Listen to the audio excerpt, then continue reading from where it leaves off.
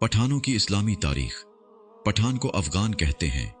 अफगान इसलिए कहते हैं कि अफगान हजरत सुलेमान अलैहिस्सलाम के एक बेटे का नाम था और उनको जिन्नात की जबान से प्यार हो गया था, तो उन्होंने अपने वालिद हजरत सुलेमान अलैहिस्सलाम से कहा कि आप जिन्नात को कहे कि मुझे अपनी जबान सिखाएं। हजरत सुलेमान अलैहिस्सलाम ने अपने बेटे की दरख्वास्त कबूल की और जिन्नात को हुक्म दिया कि अफगान को जिन्नात की जबान सिखाई जाए। वो जबान बाद में पुख्तूनों की नाम से पहचाना गया।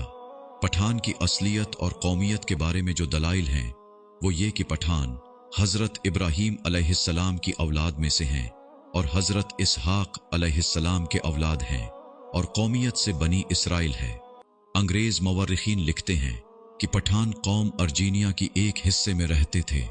अर्जीनिया के लोगों का दावा है कि अफगान या पठान अर्जीनिया यानी हम में से हैं, क्योंकि अल्बानिया के अफगान जो के बाद में अफगान बना, अर्जीनिया से हिंदुस्तान की तरफ चल पड़े। एक और मुवर्रिखीन लिखते हैं कि इसराइल कबाइल बहुत तकालीफ और मुसीबतों के बाद अफगानिस्तान में आबाद हो गए।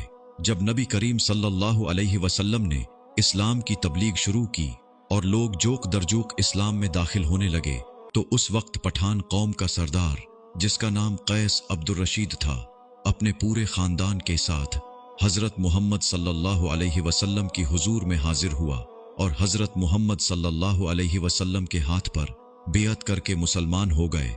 इसलिए दुनिया भर में जहां भी पुख्तून होंगे मुसलमान होंगे।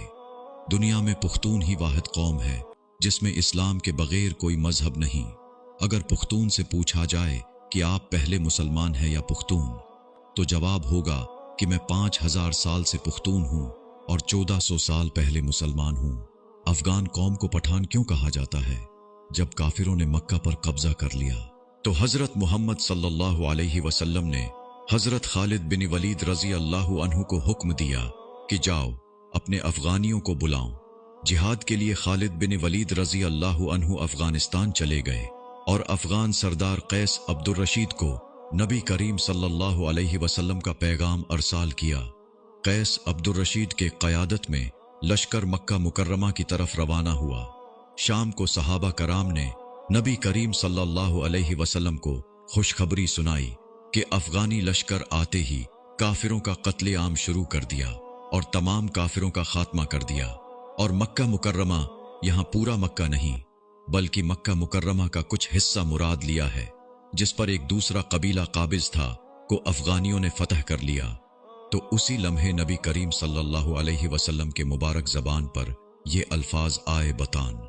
ये लक़ब अफगान कौम को रसूलुल्लाह सल्लल्लाहु अलैहि वसल्लम के तरफ से मिला है। बतान लफ्ज़ अरबी ज़बान के है, यानी सख्त तरीन लकड़ी, वो जो समंदरी जहाज़ों में लगाया जाता है, जिसे समंदरी पानी भी कमज़ोर नहीं कर सकता है। ये लफ्ज़ जब बरसगीर पहुंचा तो बतान से पठान हो गया, जैसा कि गोरी गोरी सूरी। इसके अलावा जब हजर अस्वद जन्नत का पत्थर चोरी हुआ तो अफगान कबाइल के लोग ही उसे यमन से बड़ी मुश्किलात और जंग के बाद वापस लाए। ये भी कि अहादीस के मफहूम में जिस आखिरी जंग ग़ज़वा हिंद का जिक्र है और पेशन गोई की गई है कि खुरासान से काले झंडों वाली फौज उठेगी जो हिंद को फतह करेगी। पुराने ज़माने का खुरासान मौजूद दवर के अफगानिस्तान को कहा जाता है। ये भी कि पठान कौम दुनिया की सबसे जफाकश कौम है। चाहे रूस, अमेरिका, सिकंदर आज़म या चंगेज़ खां क्यों न हूं, इस कौम ने कभी किसी की गुलामी बर्दाश्त नहीं की, जिसकी तारीफ उसके बदतरीन दुश्मन भी करते हैं।